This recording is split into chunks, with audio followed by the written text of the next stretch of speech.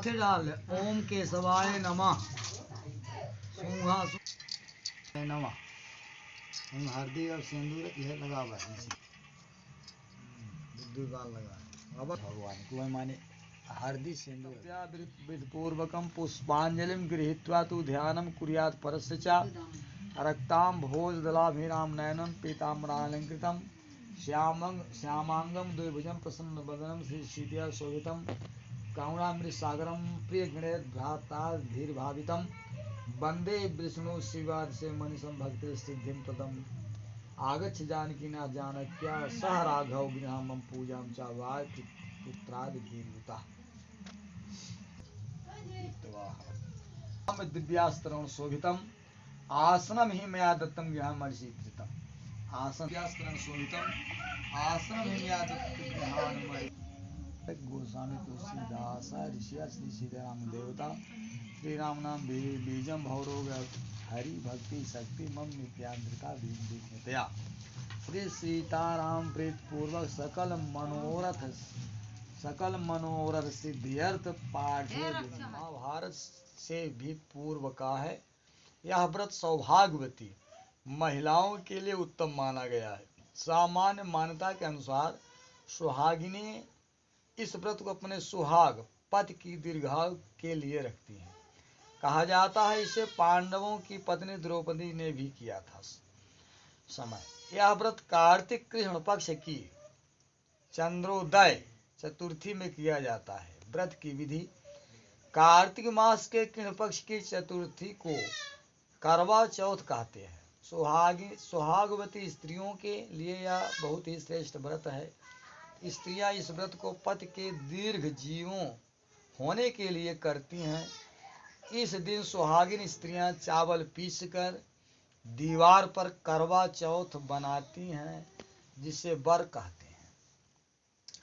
इस करवा चौथ में पति के अनेक रूप बनाए जाते हैं तथा सुहाग की वस्तुएं जैसे चूड़ी, बिंदी, बिछुआ, मेहंदी और महावर आदि के साथ साथ दूध देने वाली गाय, करुआ बेचने वाली कुम्हारिन, महावर लगाने वाली नाइन, चूड़ी पहनाने वाली मनिहारिन, 7 भाई और उनकी एकलौती बहन, सूर्य, चंद्रमा, गौरा और पार्वती आदि देवी देवताओं के भी चित्र बनाए जाते हैं। सुहागिन स्त्रियों को इस दिन निर्जल व्रत रखना चाहिए।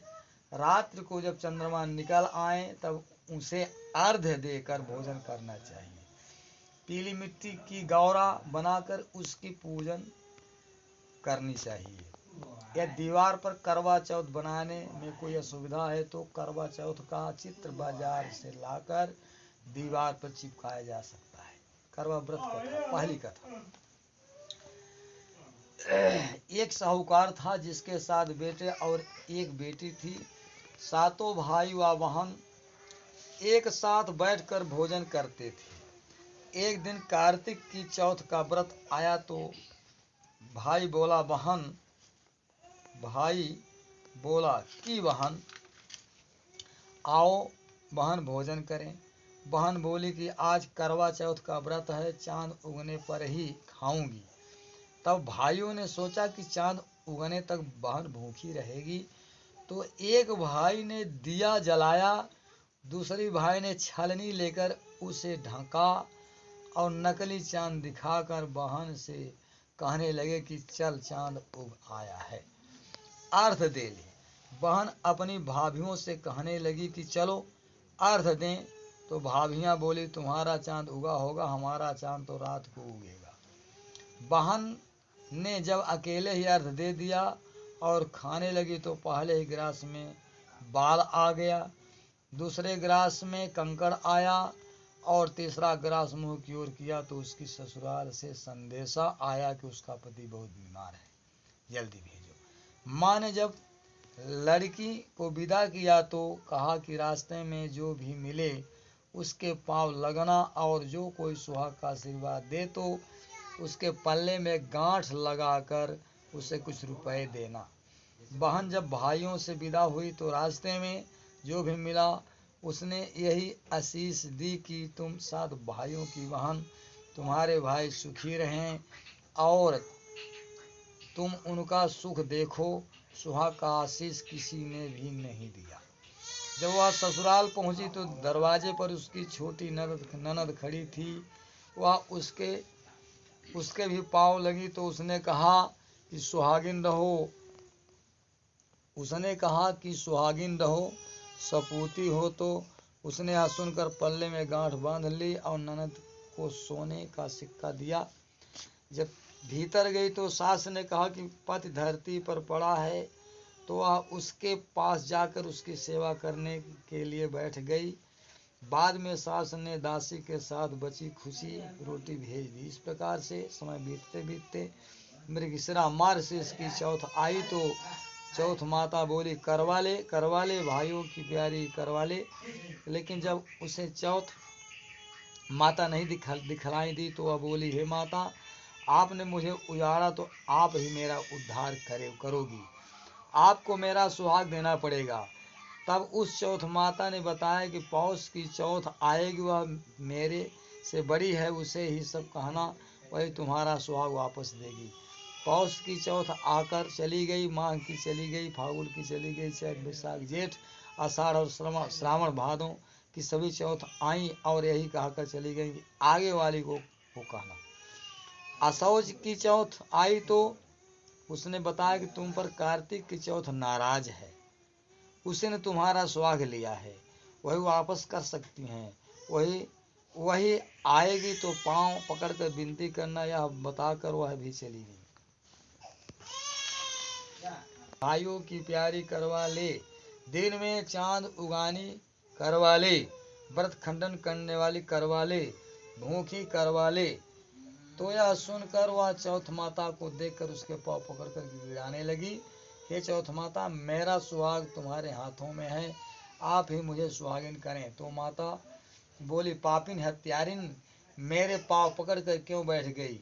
तब वह बोली कि जो मुझसे भूल हुई है उसे क्षमा कर दो, अब भूल नहीं करूंगी। तो चौथ माता ने प्रसन्न होकर आंखों से काजल, नाखूनों में से मेहंदी और टीके में से रोली लेकर छोटी उंगली से उसके आदमी पर छींटा दिया। तो वह उठकर बैठ गया और बोला कि आज मैं बहुत सोया। वह बोली क्या सोए, मुझे तो बाहर 12 महीने हो गए, अब जाकर चौथ माता ने मेरा सुहाग लौटाया। तब उसने कहा कि जल्दी से माता का पूजन करो।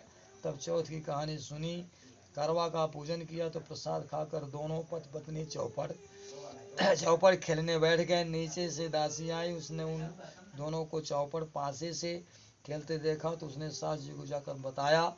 तब से सारे गांव में यह बात प्रसिद्ध होती गई कि सब स्त्रियां चौथ का व्रत करें तो सुहाग अटल रहेगा। जिस तरह से साहूकार की बेटी का सुहाग दिया, उसी तरह से चौथ माता सबको सुहागिन रखें।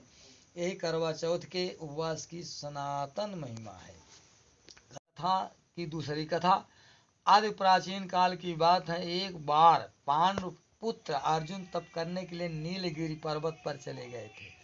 इधर पांडवों पर अनेक मुसीबतें पहले से ही थीं, इसलिए द्रौपदी ने शोक विह्वल हो कृष्ण की आराधना की। कृष्ण उपस्थित हुए और पूछा कहो क्या कष्ट है तुम्हें। प्रभु द्रौपदी ने हाथ जोड़कर कहा मुझे क्या कष्ट है, आप तो स्वयं जानते हैं, आप तो अंतर्यामी है, मुझे कष्टों के बोझ से विह्वल कर दिया है। क्या कोई ऐसा उपाय है जिससे इन कष्टों से छुटकारा मिल सके। तुम्हारा प्रश्न अति उत्तम है द्रौपदी, कृष्ण मुस्कुरा कर बोले।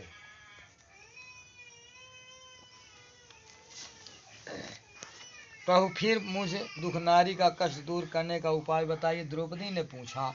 यही प्रश्न एक बार पार्वती जी ने शिव जी से कर दिया था। तब श्री शिव जी ने करवा चौथ का विधान बताया था। फिर प्रभु करवा चौथ की जानकारी मुझे भी दीजिए और उसकी कथा कहिए। तब कृष्ण ने एक पल सोचने के बाद कहा दुख सुख जो सांसारिक माना जाता है, प्राणी उसे सदा ही लिप्त रहता है। मैं तुम्हें अति उत्तम करवा चौथ व्रत की कथा सुनाता हूँ, इसे ध्यान से सुनो। प्राचीन काल में गुणी विद्वान धर्म परायण एक ब्राह्मण रहता था। उसके 4 पुत्र तथा एक गुणवती सुशील पुत्री थी। पुत्री ने विवाहित होकर चतुर्थी का व्रत किया, किंतु चंद्रोदय से पूर्व ही उसे क्षुधा ने बाध्य कर दिया। इससे उसके स्नेही भाइयों ने छल से पीपल की आड़ में कृत्रिम चंद्रमा बनाकर दिखा दिया। लड़की ने अर्घ देकर भोजन कर लिया। भोजन करते उसके पति की हृदय बंद हो गई। इससे दुखी हो उसने अन्न जल त्याग दिया। उसी रात्र में इंद्राणी भू विचरण करने आई। ब्राह्मण पुत्री ने उससे अपने दुख का कारण पूछा। ब्राह्मण पुत्री ने उससे अपने दुख का कारण पूछा। इंद्राणी ने बताया, तुम्हें करवा चौथ व्रत में चौथा दर्शन से पूर्व भोजन कर लेने से कष्ट मिला है। तब उस लड़की ने अंजलि बांधने विनय की कि इससे मुक्त होने का कोई उपाय बताइए।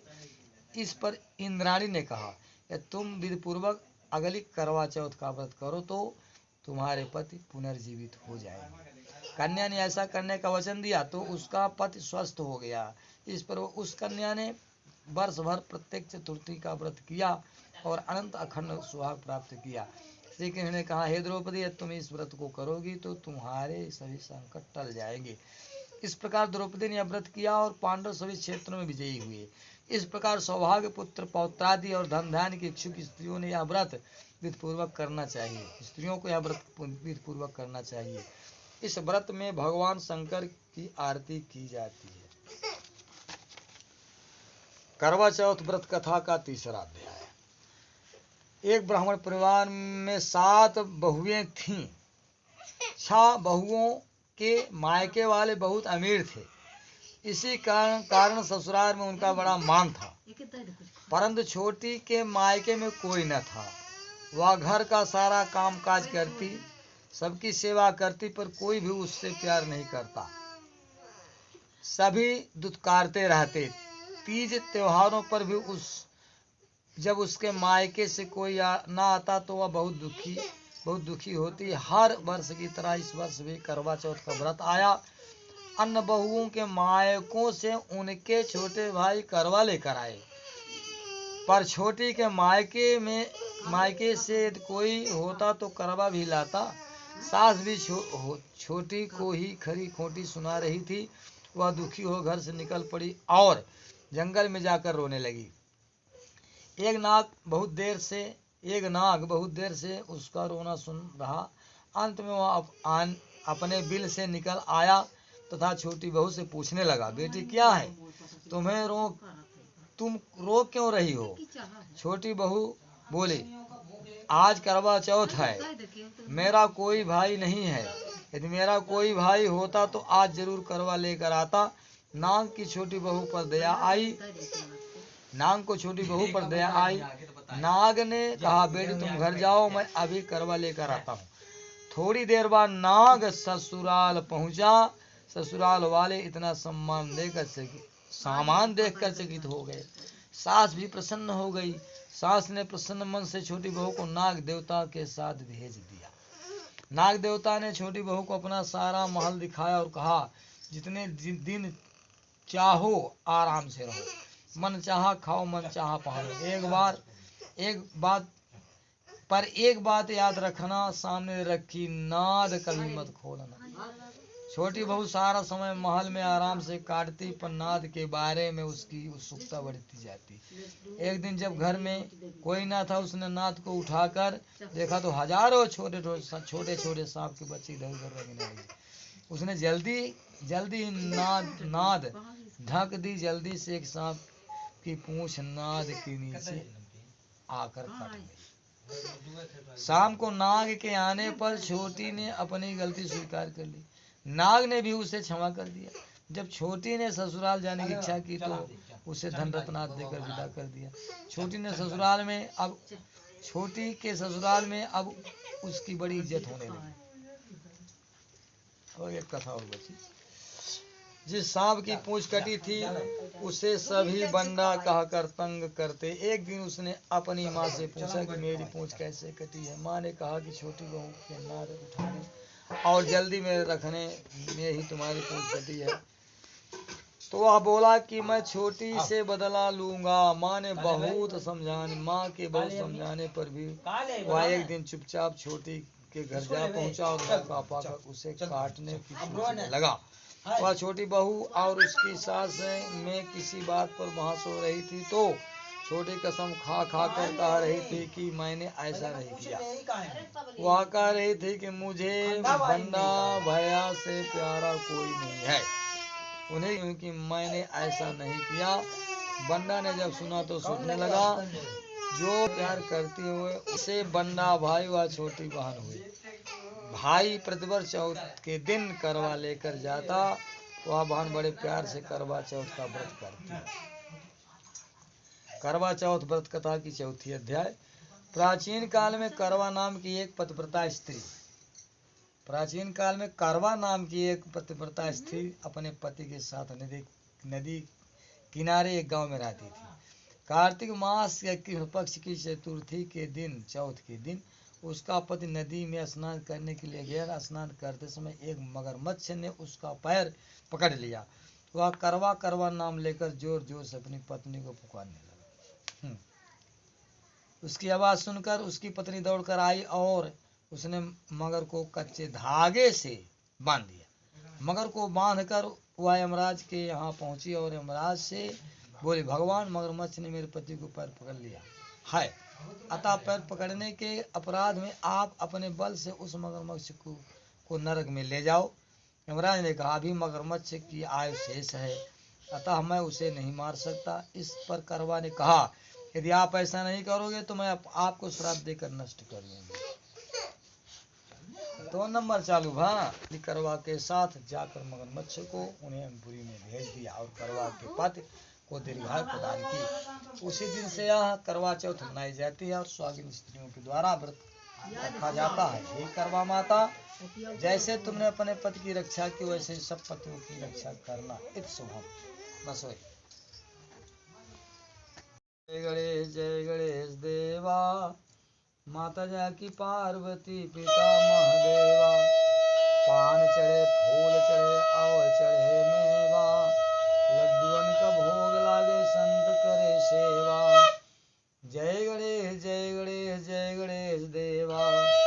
एक दंत दयावंत चार भुजाधारी, मस्तक सिंदूर सोए मूसे की सवारी। अंधन को आँख देत कोढ़िन को काया, बांझन को पुत्र देत निर्धन को माया। जय गणेश जय गणेश देवा। हार चढ़े, फूल चढ़े, पान चढ़े मेवा, सूर श्याम शरण आए सुफल की जय सेवा। जय गणेश जय गणेश देवा। दीनन की लाज राखो शंभु सुतवारी, कामन को पूरा करो जग बलिहारी। जय गणेश जय गणेश देवा। माता जाकी पार्वती पिता महादेवा। ओंकारा, जय शिव ओंकारा।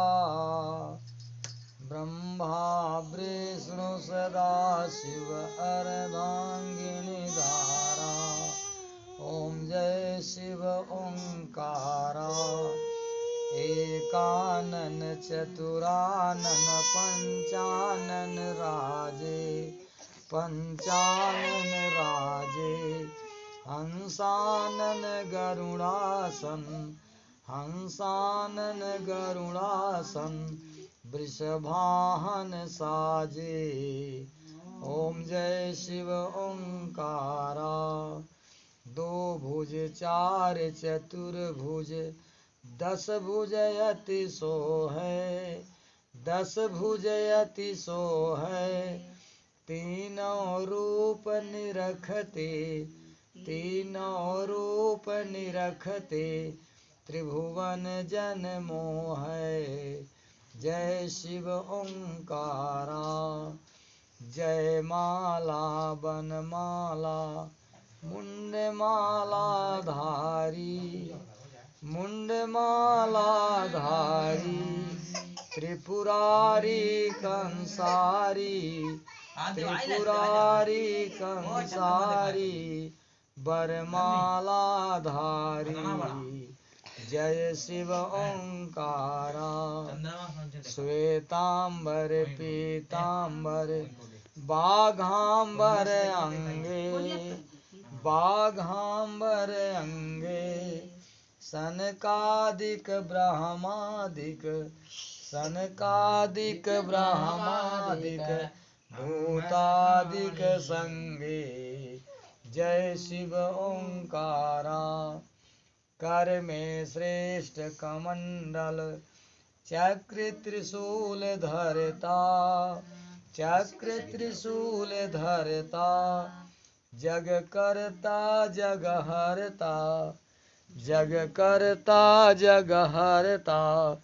जग पालन करता जय शिव ओंकारा ब्रह्मा विष्णु सदा शिव जानत अविवेका प्रणवाक्षर के मध्य ए तीनों एका जय शिव ओंकारा जय गुण आरती शिव जी की जो कोई गावे कहत शिवानंद स्वामी सुख संपत्ति पावे जय शिव ओंकारा ओम जय शिव ओंकारा ओम जय शिव ओंकारा ब्रह्मा विष्णु सदा शिव अर्धांगिनी धारा ओम जय शिव ओंकारा ओम जय शिव ओंकारा।